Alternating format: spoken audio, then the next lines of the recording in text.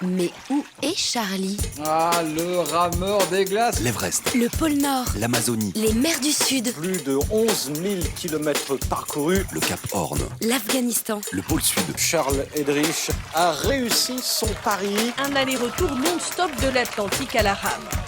Où est Charlie?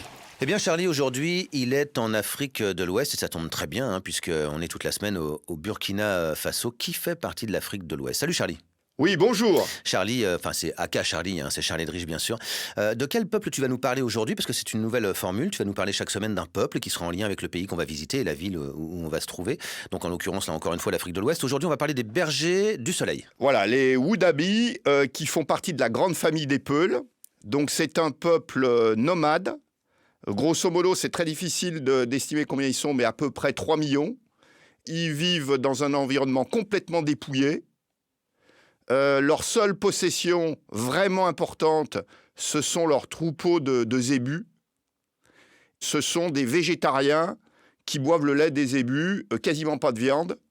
Et ils ont également quelques chameaux, quelques ânes et de temps en temps des chèvres. Et ils sont toujours nomades, ils n'ont pas tendance comme beaucoup de peuples nomades, à se sédentariser, hélas. Ah, ça c'est, disons, évidemment, comme dans pas mal de cas, dont extrêmement triste.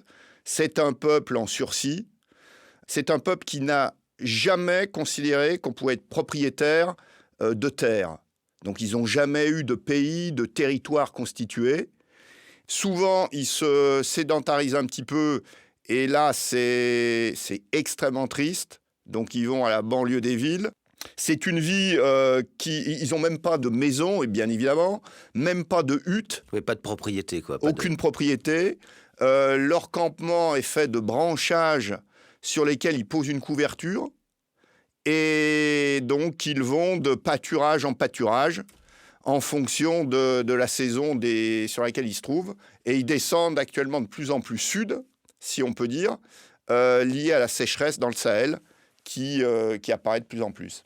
Ils vouent un culte à la beauté physique. Leur plus grande fête, c'est une fête à la fin de la saison des pluies. C'est un concours de beauté, c'est complètement fantastique. C'est un concours de beauté pour hommes. Et le jury est composé de jeunes femmes qui choisissent parmi les hommes les plus beaux avec lesquels elles vont se vivre pendant quelque temps. Longtemps, on a pensé que ce peuple était polygame. Et a priori, aujourd'hui, il y a consensus pour dire pas du tout.